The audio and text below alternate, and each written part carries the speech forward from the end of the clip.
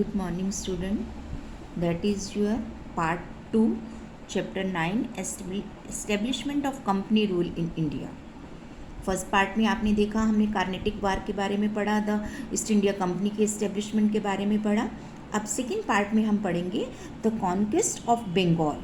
बंगाल को किस तरह से उन्होंने जीता, battle of Plassey, battle of Buxar और ड्यूल गवर्नमेंट इन बंगाल, इस बारे में हम देखेंगे. तो सबसे पहले the British wanted the control of the rich provisions of Bengal. कहते उस समय पर बंगाल एक बहुत बड़ा जो है वो रिच प्रोविजंस मीन्स एक जो था वो स्टेट था, बहुत बड़ी स्टेट थी, रिच अमीर स्टेट थी. Alivardi Khan the Nawab of Bengal was an able administrator. कहता है जो वहाँ का नवाब था कौन, अलवरुद्दीन खान, तो अलवर्दी खान वो कहता है कि वो वहाँ का बंगाल का नवाब था और बहुत अच्छा एक एडमिनिस्ट्रेटर, एक कुशल शासन प्रबंधक था. He had followed a policy of keeping the European merchants under control, but after his death, his grandson Sirajudaulah became the Nawab. और कहता है लेकिन उसने जो है वो अपने यूरोपियन मर्चेंट्स को अपने अंडर रखा हुआ था, इतना वो एबल जो है वो कुशल एडमिनिस्ट्रेटर था. लेकिन उसकी डेथ के बाद उसका जो ग्रैंडसन था सिराजुद्दौला वो वहाँ का नवाब बना बंगाल का. The British started extending the fortification of Calcutta. Meanwhile the Sirajuddaulah troops took over Calcutta. कहते हैं इस बिटवीन जो ब्रिटिशर्स थे वो धीरे धीरे अपना जो है वो राज्य अपना जो उसको बढ़ा रहे थे और उन्होंने कैलकाटा में जो है वो किलेबंदी करनी शुरू कर दी. और इसी दौरान सिराजुद्दौला भी वहाँ पर अपनी सेना लेकर कैलकाटा पहुँच गया. Robert Clive sent out from Madras with in army of 900 Europeans and 1200 सिपाही.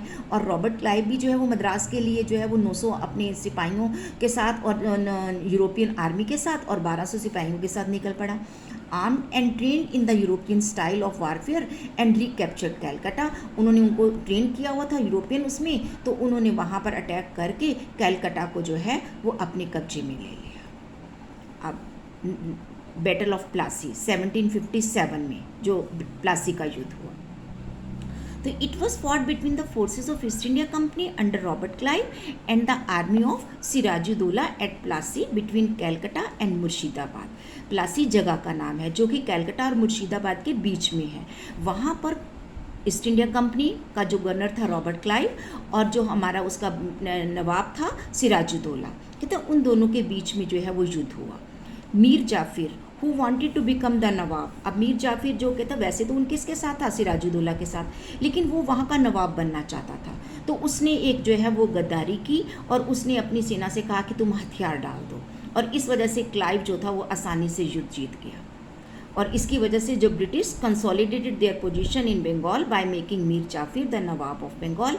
अब क्योंकि मीर जाफिर ने उनकी हेल्प की थी रॉबर्ट क्लाइव की, तो इस वजह से उन्होंने उसको बंगाल का जो है वो नवाब बना दिया. और उसने उसके बदले में जब मीर जाफिर को वहाँ का नवाब बनाया गया तो उसने उसके बदले में उनको जो है वो इतनी एक लार्ज सम ऑफ मनी और 24 परगनास ऑफ बंगाल जो है वो ब्रिटिशर्स को जो है वो उनको एज ए गिफ्ट में दे दिया. But Mir Jafar could not fulfil the constant demand of the British. लेकिन अब मीर जाफिर आगे जो है वो ब्रिटिशर्स कॉन्टीन्यूसली उनसे डिमांड करते रहे, लेकिन अब मीर जाफिर उसको कंप्लीट नहीं कर पा रहा था. तो इस वजह से कहता है कि उसने अपने जो उसका जो सन इन लॉ था मीर कासिम, उसको वहाँ का नवाब बना दिया. अब कहता है he granted equal trade facility to the British and the Indian merchant. और जो कहता है मीर कासिम था वो ब्रिटिशर्स और जो इंडियन मर्चेंट्स थे उनको इक्वल अपॉर्चुनिटी देता था ट्रेड के लिए. अब इस चीज़ का जो है वो उनको अच्छा नहीं लगता था ब्रिटिशर्स को. कहते कि उन्होंने इस वजह से उन्होंने जो है ब्रिटिशर्स ने उनके ऊपर अटैक कर दिया. Mir Qasim took refuge at Awadh with Sirajuddaulah where Mughal Emperor Shah Alam was also taking refuge. और कहता है कि उसने क्या किया, जो मीर कासिम था वो भागकर कहाँ चला गया, कहता अवध में चला गया. वहाँ पर जाकर उसने जो है वो शरण ले ली जहाँ पर सिराजुद्दौला भी था और एक मुग़ल एम्परर शाह आलम भी था.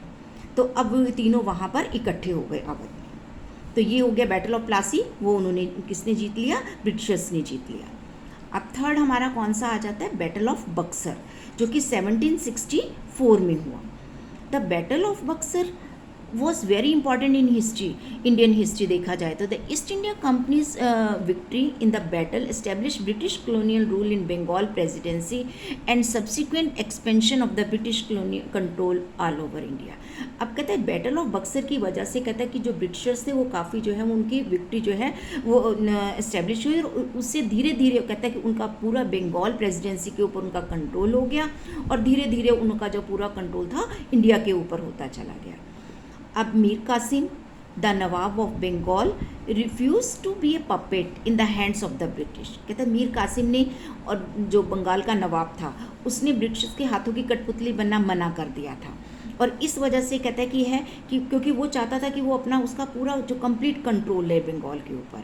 लेकिन he wanted to check the growing power of the officials of the East India Company, और साथ साथ वो क्या चाह रहा था कि जो ईस्ट इंडिया कंपनी इतनी जो है वो प्रोग्रेस करती चली जा रही है, उसकी भी विक्ट्री को वो धीरे धीरे रोक सके, और it resulted in conflict and led to the battle of Buxar. Now in Bihar में है, अब ये बक्सर की जो जगह है तो उस समय पर जो है वो बंगाल में वो था।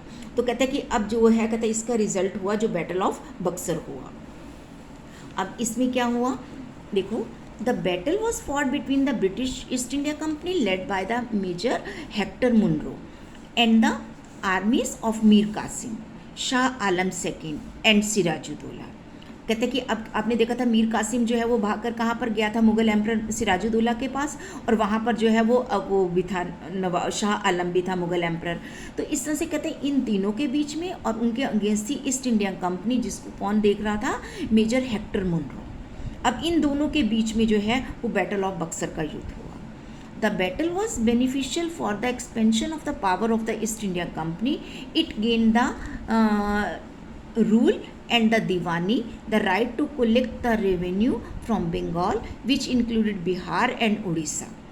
अब कहते हैं कि इस बैटल से कहते हैं कि इसमें भी किसकी जीत हुई, उनकी ब्रिटिशर्स की जीत हुई, और उसमें कहते हैं कि इससे जो है कहते हैं कि उनकी जो पावर थी और ज़्यादा बढ़ गई, और इसके बदले में उनको जो है वो उनका वहाँ का उसका बंगाल का रूल भी मिल गया, और दीवानी भी। दीवानी मीन्स क्या होता है, the right to collect the revenue, जो जितना भी टैक्स होता है उसकी जो कलेक्शन का जो राइट था वो भी उनको मिल गया, और जिसमें कि कहते हैं कि आज जो बिहार उड़ीसा जो है वो भी उस समय पर बंगाल में ही था। ये तो हमारी कंट्री जब इंडिपेंडेंट हुई तो अलग अलग स्टेट्स बनी, लेकिन उस समय पर जो बंगाल था वो बहुत बड़ा एरिया था, बहुत रिच प्रोविजंस था, ये बिहार उड़ीसा भी उसी के अंडर आता था। तो इस वजह से कहता है कि ये वहाँ पर कहता है कि अब उनका ब्रिटिशर्स का राइट हो गया। ड्यूल गवर्नमेंट इन बंगाल 1765 से 1772। अब ड्यूल गवर्नमेंट मीन्स दोहरी शासन, हमारी government. Right to collect diwani by the British began in dual government in Bengal. कहते हैं ड्यूल गवर्नमेंट का जो क्या हुआ कि जब उनको ब्रिटिशर्स को राइट मिल गया कि वो वहाँ पर जो है वो दीवानी को कलेक्ट कर सकते हैं, मीन्स जो रेवेन्यू है उसको कलेक्ट कर सकते हैं, तो इसी के साथ बंगाल में दोहरी गवर्नमेंट जो है वो स्टार्ट हो गई। द नवाब, जो वहाँ का नवाब था, looked after the administration and the company control the army, judiciary and the revenue collection in Bengal. तो कहते हैं जो वहाँ का बंगाल का नवाब था उसका काम था वहाँ का एडमिनिस्ट्रेशन देखना, और जो कंपनी थी वो कहाँ उसकी आर्मी को, जुडिशरी को, और जो रेवेन्यू कलेक्शन था उसको कंट्रोल कर रही थी। और इस वजह से this arrangement gave immense power to the British without any responsibility.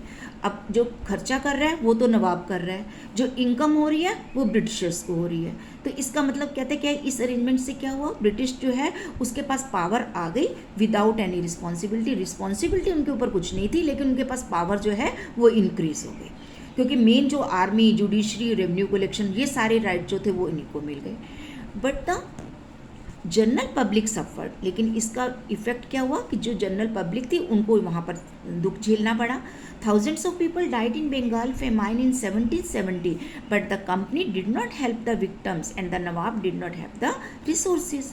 और कहते हैं उसी दौरान 1717 में बंगाल में बहुत बड़ा अकाल पड़ा, ड्रॉट कंडीशन, कोई बारिश नहीं हुई, कोई पैदावार नहीं हुई, तो सब लोग जो है वो अकाल पड़ा, भूखमरी हो गई। तो कितने लोग, थाउजेंड्स ऑफ लोग जो हैं वो इसमें मारे गए, लेकिन कंपनी ने किसी भी विक्टिम, किसी भी दुखियारी की कोई हेल्प नहीं की, और नवाब के पास कोई रिसोर्सेज ही नहीं थे, उसके पास इनकम ही नहीं थी कि वो उनकी हेल्प कर पाता। और in 1772 Warren Hasting governor of Bengal abolish the dual government and gain the complete control over Bengal. और 1772 में वॉरेन हेस्टिंग आया, वो वहाँ का बंगाल का गवर्नर बना और उसने एबॉलिश मीन्स ख़त्म कर देना, उसने ड्यूल गवर्नमेंट को ख़त्म करके बंगाल के ऊपर जो था अपना पूरा कंट्रोल कर लिया। और इसी के साथ जो वहाँ पर बंगाल था वो पूरी तरह से ब्रिटिश के हाथ में आ गया। अब नेक्स्ट पार्ट में हम पढ़ेंगे एंग्लो मैसूर वॉर।